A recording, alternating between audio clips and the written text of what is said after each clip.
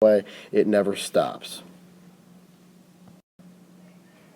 So for this problem, we're going to find our local max and our local min. We're going to use those to write the intervals over which the function is increasing or decreasing. So first thing we want to do is let's find the minimum here. Remember, we're going to hit second and then calc and use our left bound. So like this point over here could be our left bound, and this over here could be our right bound. All right, I did adjust the window on this one. I made my y max 30 so I can see the whole graph. Now the next one we're going to do is we're going to find this one here, and our left bound this time will be over here, and our right bound will be right about here. So when we get those values, our minimum value, our point for our minimum, is going to be negative 5.52 and negative 1.38. So our max value is going to be negative 1.81, comma 24.19. So there's my max and my min, my local max and local min. All right, so now let's talk about the intervals. I know that this part here, like going from the last graph we did, this is decreasing. And I know that this one here is increasing and this is decreasing. That's not too difficult to figure out. Most of you guys are pretty good at that, or will become pretty good at that. The tricky part is writing the intervals. So for my first decreasing interval, let's look at my x values. Well, my x value here is negative 5.52. And to the left is where it's decreasing. Everything to the left, and it keeps going to the left and to the left. So it keeps going to infinity and beyond, negative infinity and beyond. So I start at negative infinity, which is less than x, and my x is going to be less than negative 5.52. Every x value less than 5.52, so anything over here, that's on the decreasing part of the graph. Okay, everybody see that? Decreasing part of the graph right here.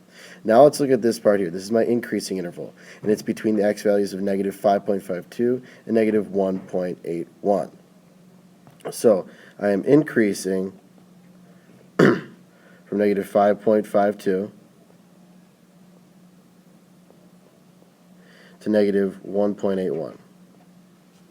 And lastly, my other decreasing interval, well, it starts at negative 1.81, and it goes to the right of that, so it's going to positive infinity.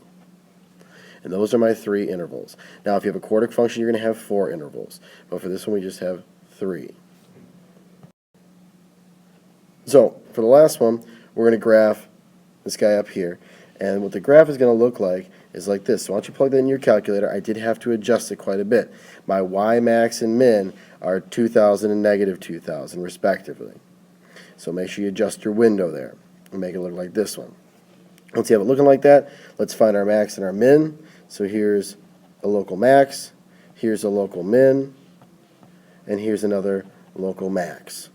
So find those 3 and then try and write your intervals and see what I got.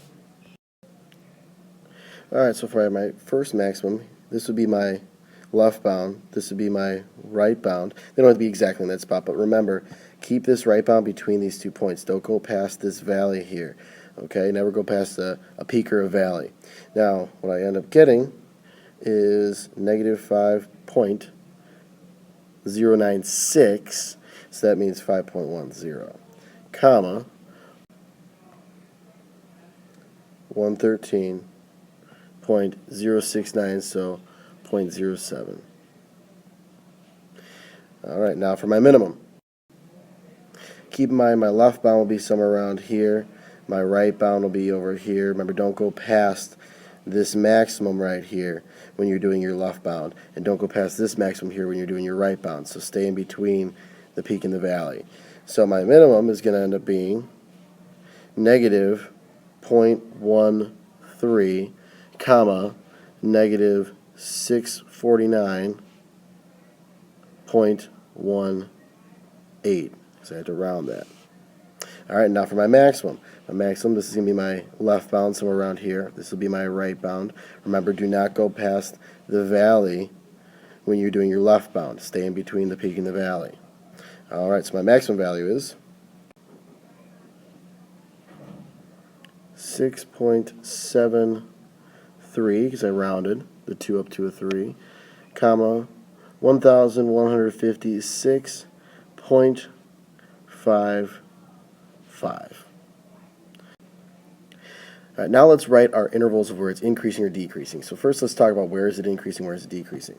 Well, if I'm going from left to right, this is going up, so it's increasing here. And that basically just alternates. Here it's going to be decreasing, here it'll be increasing again, and here it'll be decreasing. So that should help us out with writing our intervals. I like to write out those I's and D's before I actually do the intervals. It helps me stay organized. So, first off, for my increasing,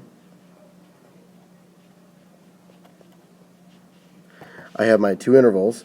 Well, I'm going to be from negative infinity, so whenever it's the open-ended part of the graph, it's either negative or positive infinity, all the way up to negative 5.10. Remember, I'm using my x values. So the next part of my graph is decreasing.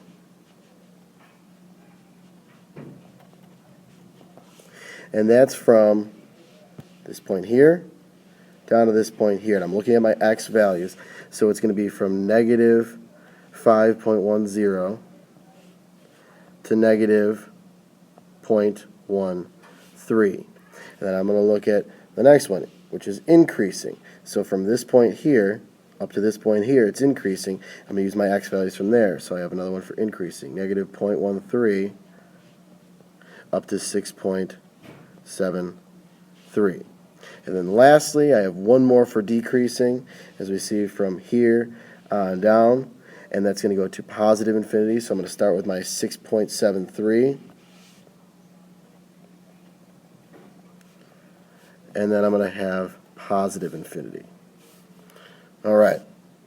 So that's it. Hopefully, it went pretty well for you. If you have any questions on it, I'll try and rewatch certain parts to see if you can understand it the second time, or come in for some extra help. Your homework for this one is worksheet 7.2. We're going to have a little mini quiz after this lesson.